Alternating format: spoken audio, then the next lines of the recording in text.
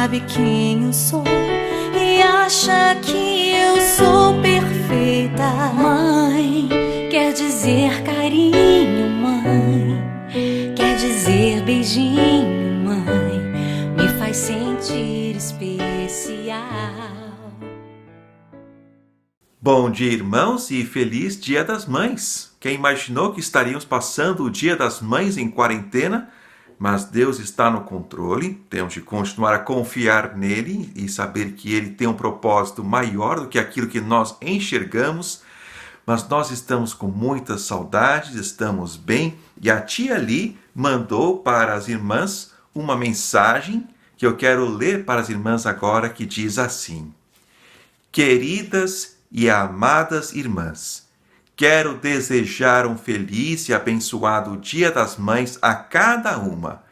Que esse dia seja cercado de gratidão a Deus pela família que temos, mesmo os que estão longe por causa dos dias em que vivemos. Gratidão também porque, apesar de estarmos em um momento de tantas mudanças, nós servimos ao Deus eterno que não muda. Como vemos em Tiago 1,17, toda boa dádiva e todo dom perfeito vem do alto, descendo do Pai das luzes, em quem não há mudança nem sombra de variação. Parabéns, irmãs, eu admiro a cada uma e amo a cada uma. Gostaria de finalizar com um versículo que tocou tanto meu coração essa semana. Salmo 105:4. Mães, buscai ao Senhor e a sua força. Mães, buscai a face do Senhor continuamente. Minhas flores, feliz Dia das Mães. Floresçam em seu lar, com todo o meu carinho, tia Lilian. A tia Li está com muita saudade das irmãs. Nós estamos orando pelos irmãos e realmente muito ansiosos por aquele dia em que vamos poder estar juntos novamente congregando. Mas nesse momento, vamos continuar a estudar a palavra de Deus. Semana passada, eu dei aos irmãos o versículo Isaías 50:10 que diz: Quem há entre vós que tema ao Senhor e ouça a voz do seu servo, quando andar em trevas e não tiver luz nenhuma, confie no nome do Senhor e firme-se sobre o seu Deus.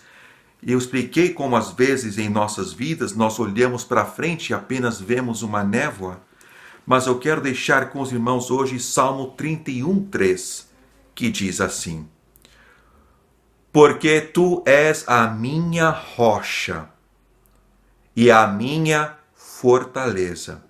Assim, por amor do teu nome, guia-me e encaminha-me. Vamos orar.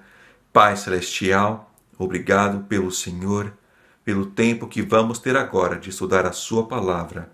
Nos guie em toda a verdade, pois eu peço no nome do Senhor Jesus Cristo. Amém.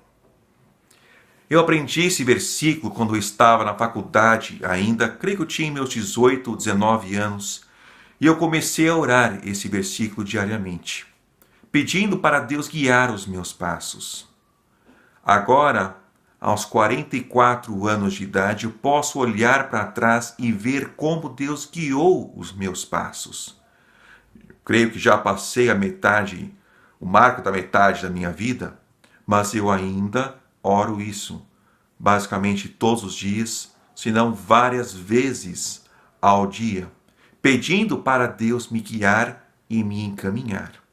Mas ele começa aqui dizendo: porque tu és a minha rocha.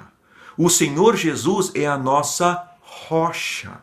Ele é a principal pedra de esquina, a qual foi rejeitada pelos religiosos, mas Deus o colocou como a principal pedra da esquina e sobre ele edificou a sua igreja. Por isso, nesse momento que estamos passando, os lugares onde nos congregamos estão fechados, mas a igreja está viva, pois a igreja somos nós. Nós que estamos firmados sobre o Senhor Jesus Cristo. Ele é a nossa rocha. Ele falou também, comparando com aquele homem que constrói a sua casa na rocha, versus aquele que constrói a sua casa na areia. Ele disse que aquele que constrói a sua casa na rocha é aquele que ouve as palavras de Deus e pratica a palavra de Deus. Esse é aquele que constrói a sua casa na rocha verdadeiramente. Precisamos ouvir as palavras do nosso Senhor, precisamos atentar a elas e precisamos obedecer às palavras do nosso Senhor. A palavra de Deus é a verdade. Então, aquele que constrói a sua vida na palavra de Deus é como aquele que constrói a sua vida na verdade, é como aquele que constrói a sua casa na rocha. As tempestades virão, mas a casa não vai cair. Agora, aquele que não constrói a sua casa na rocha, que escolhe por fundação a areia, é aquele que não ouve as palavras, ou se ouve, não aplica as palavras de Deus. E ele é como aquele que constrói sua casa na areia. Se a palavra de Deus é a verdade, e ela é uma rocha, então aquele que constrói a sua casa na areia é como aquele que constrói a sua casa na mentira. O que edifica a sua casa na areia da mentira, certamente terá a sua casa desabando. A tempestade vai vir e a casa vai cair. Precisamos construir a nossa casa, a nossa vida, na rocha da palavra do Senhor Deus. Ouvindo a palavra de Deus e aplicando a palavra de Deus. Esse é o verdadeiro entendimento que o Senhor Jesus Cristo deu sobre aquele que constrói a sua casa na rocha. Mas ele diz, tu és a minha rocha, a minha fundação e a minha fortaleza, a minha proteção. Quando vêm os dias maus, nós podemos correr ao Senhor e saber que Ele está conosco, que Ele não nos deixará, que Ele nos protegerá. Ele é a nossa fortaleza. Por isso que a casa não cai. Podem vir as tempestades, mas a casa que está construída na rocha, aquela que faz do Senhor o seu refúgio, ela não vai cair.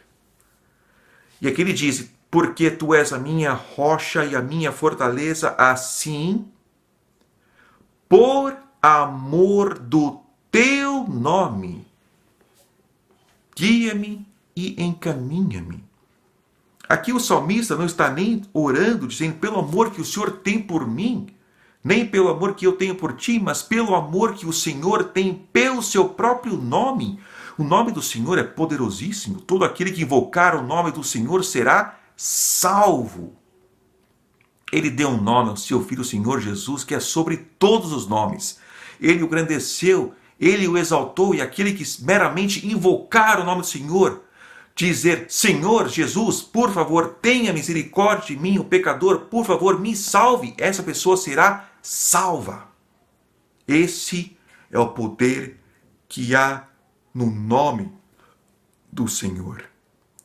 E aqui o salmista está invocando, dizendo, Senhor, por amor do teu nome, pelo amor que o Senhor tem ao seu próprio nome, guia-me e encaminha-me.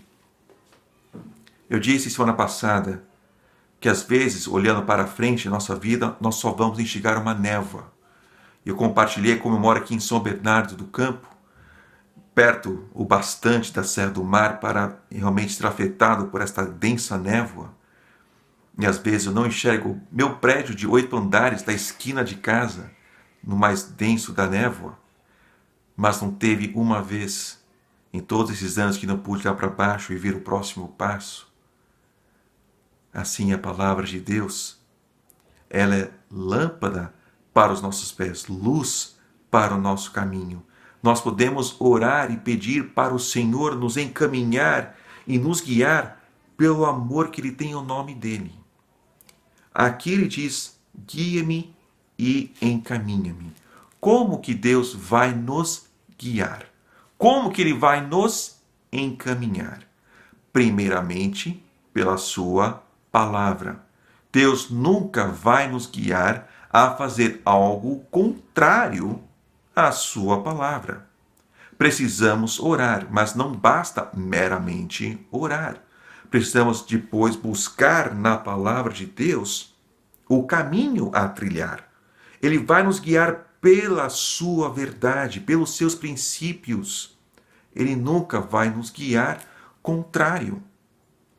Meu professor contou de uma vez que um casal na sua igreja chegou para ele, professor no seminário, dizendo que tinham orado e que sentiram que era vontade de Deus deles casarem. Até aí tudo bem, é lindo, mas o problema é que os dois já estavam casados com outras pessoas e queriam deixar os seus cônjuges para casar.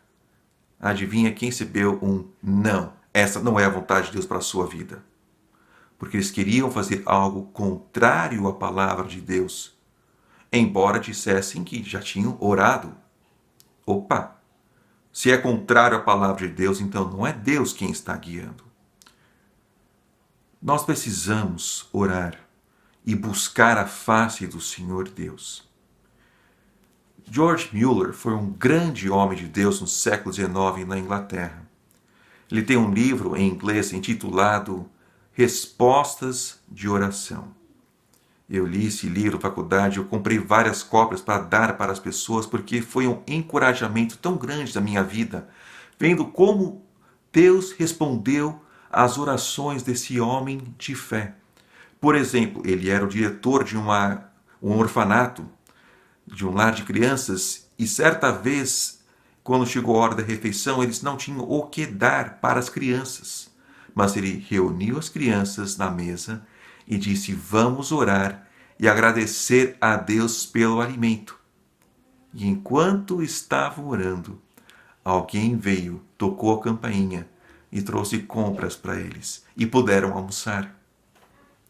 Um grande homem de Deus que recebeu muitas respostas das suas orações, mas ele falou uma coisa muito importante. Ele falou: quando você se põe a orar, para buscar realmente a vontade de Deus, você precisa se esvaziar da sua vontade. Você precisa realmente se esvaziar e buscar a vontade de Deus. Quando você chega nesse ponto, é um ponto muito perigoso, se você não estiver sendo guiado pela palavra de Deus. Quando você chega a esse ponto de realmente estar desejoso e pronto para fazer a vontade de Deus, você precisa então ir para a palavra de Deus, porque Deus vai te guiar pela sua palavra. E tem mais uma maneira que Deus nos guia também, que é através da sua paz. Colossenses 3,15, nós também estamos estudando. Colossenses 3,15 diz: e a paz de Deus, para a qual também fostes chamados em um corpo, domine em vossos corações e sede agradecidos. A paz de Deus domine em vossos corações. Precisamos orar, buscar a palavra de Deus e precisamos deixar que Deus nos guie pela sua paz. Às vezes nós podemos olhar uma circunstância e não tem nada de errado com ela, mas nós não temos paz. Ele falou que a paz de Deus domine em vossos corações. Então, se você não tem paz, é um sinal de que não é a direção de Deus para a sua vida. A paz de Deus precisa dominar em seu coração.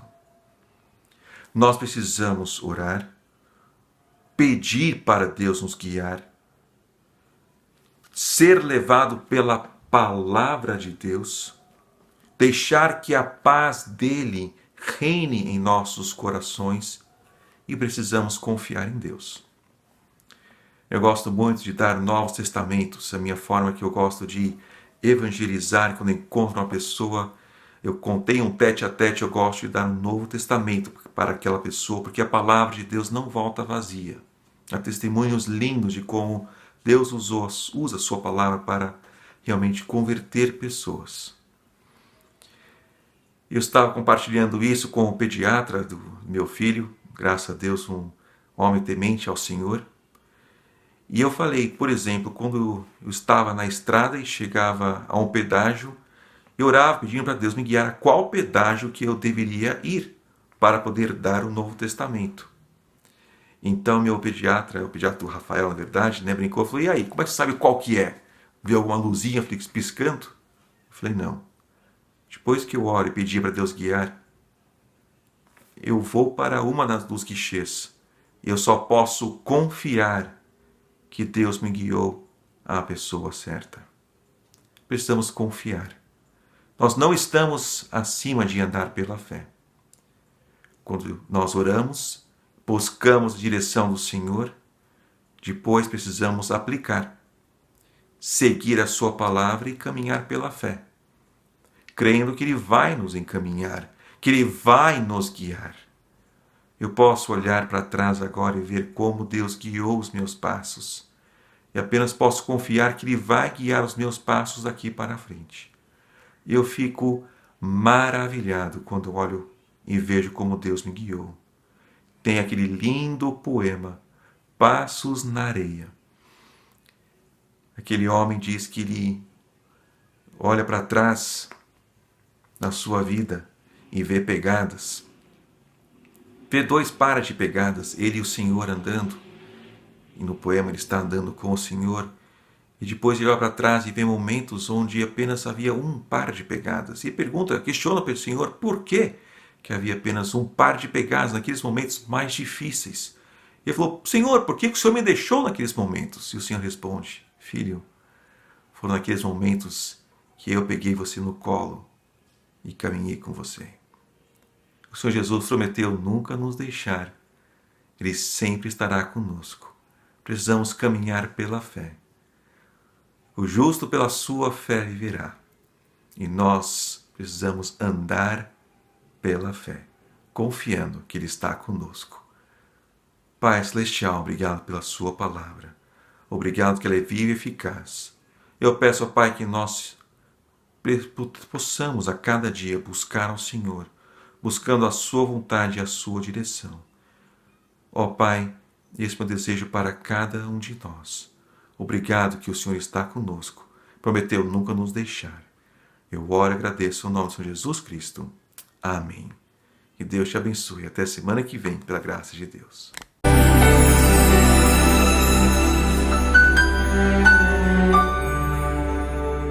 Mãe, quer dizer amor, mãe, quer dizer pureza, mãe. Sabe quem eu sou e acha que eu sou perfeita. Mãe, quer dizer carinho, mãe, quer dizer beijinho, mãe. Me faz sentir especial. Mãe, você pra mim é o melhor.